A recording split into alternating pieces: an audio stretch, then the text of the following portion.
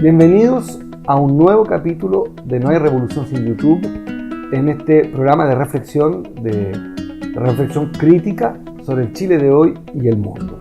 Hoy tenemos un súper invitado, un fantástico invitado que es economista, que ha escrito múltiples libros, que ha publicado en distintos idiomas dentro y fuera de Chile, que es Andrés Solimano. Bienvenido y gracias por el interés.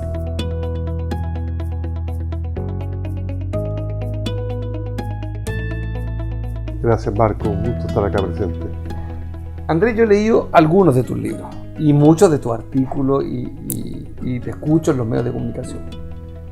Yo soy un escéptico de que las respuestas estén en las medidas. Uno podría llenar de medidas el debate y decir hay que hacer esto y esto otro.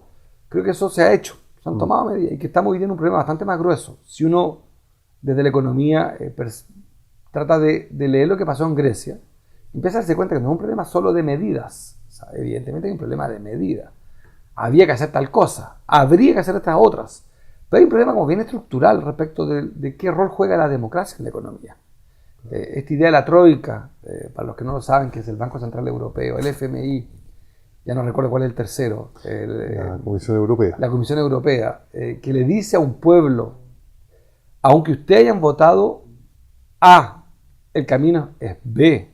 Nosotros que no nos eligió nadie, pero que tenemos el monopolio del dinero frente a ustedes, no pone en cuestión el debate económico. ¿No se trata entonces mucho más de un problema de política de poder que de economía? Claro. No, el punto es muy cierto y válido lo que mencionas, Marco. Claro, yo creo que la contradicción entre democracia y economía se puso muy, se hace muy patente en el caso de la crisis de Grecia. No solo en Grecia, sino en otras partes del mundo también, y en Chile, digamos, desde los años 70, de la implementación del modelo neoliberal, también ha tenido prioridad la economía, entre comillas, versus la democracia, tanto en el periodo dictatorial como en el periodo post-dictatorial.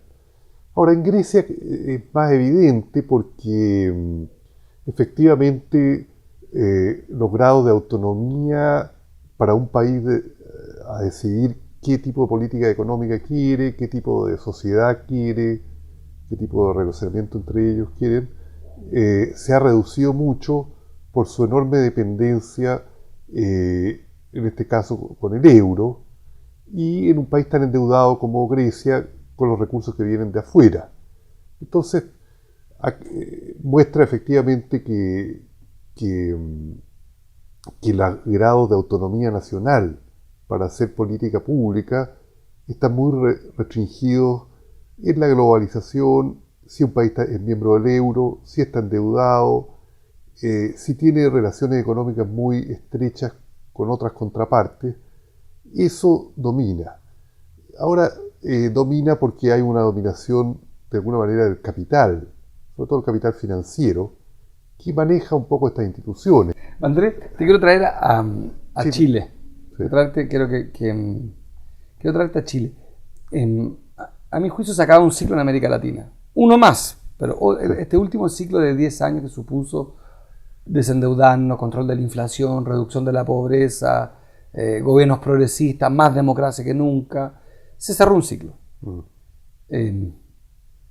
Este nuevo ciclo con una China desacelerada, y pareciera que de manera más preocupante de lo que incipientemente ya se venía diciendo hace 2-3 años.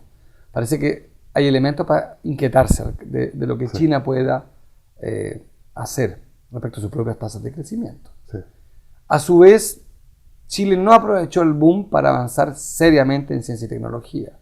Chile no aprovechó el boom para, a mi juicio, en infraestructura, haber hecho una verdadera revolución en conectividad. Pienso en los túneles con Argentina y compañía. Entonces hay como dos discusiones. Una es, las nuevas soluciones tienen que ver con simplemente una falta de coraje y audacia para haber aprovechado bien el boom, y todavía Chile tiene margen de maniobras por los ahorros que tiene, y todavía estamos a tiempo de tomar medidas para recuperar un crecimiento próspero.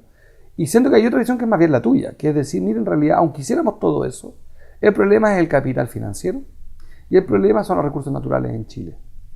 Claro. ¿Hago bien en ponerte a ti al frente esta otra respuesta de las medidas pendientes para Chile? Con esta revisión más estructural que es este problema del capital y de los recursos naturales para Chile. Claro, a ver, Chile tomó como opción en los últimos 30, 40 años una economía muy abierta al exterior. Lo mismo que el patrón oro. Tengo muchas ventajas si me abro y tomo la moneda, pero si algo se tranca, estoy en problema. Chile se abrió mucho, depende del cobre fundamentalmente, no diversificó mucho su estructura productiva, y en los años buenos del cobre alto, que hasta hace poco, hace un par de años, todo funcionaba muy bien, entre comillas, digamos. Estaba lleno de problemas estructurales, yo creo, de desequilibrio y desproporcionalidades que hay en el sistema abajo, pero macroeconómicamente funcionaba. Ahora, nosotros cambiamos un poco nuestra dependencia de los mercados de Estados Unidos, Norteamérica y Europa por China. Siempre se crea la imagen de que el país que está en boom, ese boom casi perpetuo, entonces nadie se preocupó mucho, y ahora el auto está empezando a mostrar que no puede ir a velocidad tan rápida y se desacelera. Entonces Chile tiene una caída de término de intercambio como de 30%, y tiene que empezar a hacer un ajuste. Es un problema de inversión, de consumo y de modelos portador. Claro. Entonces el punto es que el modelo que se apostó era un modelo de crecimiento basado en los recursos naturales, el cobre, basado en los servicios, el crecimiento del sector financiero, el comercio, los shopping malls, que la gente tuvo. Y ese ciclo se cerró. Ese ciclo se está cerrando. No totalmente. Que un impulso minero y un impulso fiscal del 2009 y unos altos precios del cobre que se está empezando a cerrar. Sí. Pero entrando ya a lo más criollo, la pregunta ya que los diarios impresos y tratan de instalar, de que aquí hay un péndulo entre reformar o crecer, porque este problema de desaceleración es culpa de la reforma. No, el FMI dijo lo contrario, pero ¿cuál es tu visión? Sí, a ver, mi visión. Creo que es una mezcla. Hay menos impulso externo, porque una economía tan abierta que crece vendiéndole al resto del mundo, si el resto del mundo crece menos y te paga menos por lo que tú le vendes, estás recibiendo menos ingresos, menos impulso. ¿El problema de volumen y de precio? Claro, precio y cantidad, volumen y precio. Entonces, hay una parte de eso, se cae el precio del cobre, se caen algunos otros productos, los commodities que se llaman, las cantidades son más difíciles colocarlas, etc. Hay un menor impulso de afuera. También se dice que hay un menor impulso porque la inversión ha caído. En parte la inversión ha caído, hay un estudio del Banco Central, en gran parte porque la inversión de la gran minería... Exactamente, el impulso minero ha caído. Entonces ahora, en la parte no minera, se dice que es porque el sector privado no cree en la reforma. Si le suben los impuestos a la empresa, invertirían menos. Si los trabajadores, los sindicatos tienen más poder, van a invertir menos.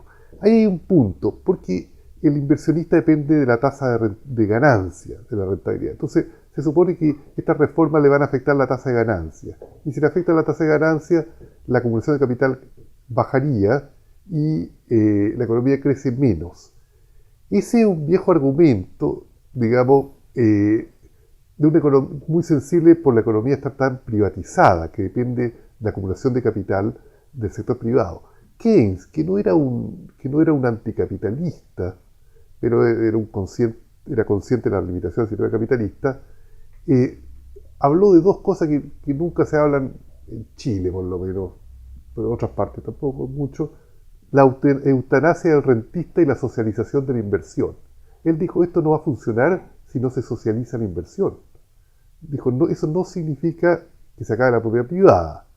Keynes no estaba contra la propiedad privada, pero dijo que el Estado tenía que tener un rol muy importante en la inversión, ya sea haciéndola junto o haciéndola por empresas del Estado, por el Estado mismo o con el sector privado, pero que el Estado no podía dejar la asignación intertemporal de los recursos de inversión a esto. Entonces, socialización de inversión y eutanasia al rentista, bajarle las tasas de renta pura al capitalista. Ahora, Andrés, en Chile se trata de hacer eso sin mencionar estos nombres.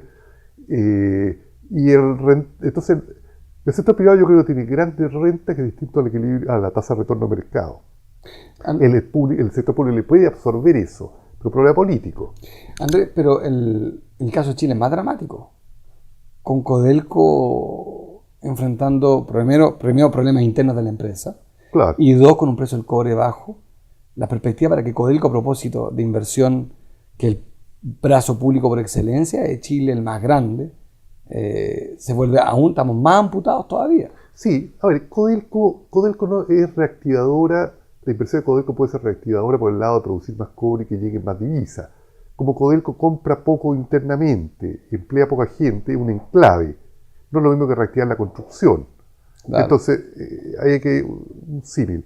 No, yo creo que el Estado chileno no tiene herramientas, tiene pocas herramientas. A eso me refiero, allá iba. Sí, En términos estructurales y en términos coyunturales. claro, tiene pocas herramientas porque, por ejemplo, no puede, toda la inversión en energía está afectada porque privatizó las empresas que las creó el mismo Estado, Endesa, Chilectra, producción, generación y distribución de energía. Tiene algunos de estos problemas que tú mencionas muy correctamente de Codelco. Pero el eje de empresas del Estado, yo creo que una alternativa debiera ser reconstituir un sector de empresas sociales del Estado y comunitarias, comunales, que contrapese el enorme poder de veto que tiene el sector privado grande, concentrado, que dice, si hacen ciertas reformas, me suben los impuestos, le reforman laboralmente, no invierto. Y la economía no crece y usted va a pagar los costos de eso, quizás va a ser un mal gobierno, se va a tener que ir, algo va a haber una crisis, pero yo tengo el poder del capital y yo decido. Yo creo que Chile tiene que enfrentar eso y un líder que tiene que plantear, creo yo, esa alternativa. Hay que balancear, ir a una economía mixta. No estoy hablando de una economía socialista, ni mucho menos, mixta. Oye, Pero esa dimensión hay que ponerla en el debate, porque si no nos quedamos en una pura cuestión instrumental, que también es bien importante, pero que al final no va a resolver los problemas. primero, gracias Andrés muchísimas gracias Andrés por el tiempo y por tu idea. Nos vemos en un próximo capítulo de este programa y recuerden enviar sus sugerencias al canal en YouTube, que aparece la dirección abajo, y hemos leído todos sus comentarios y les damos las gracias. Y los invitamos al próximo programa con un invitado casi tan superlativo como Andrés Oliván.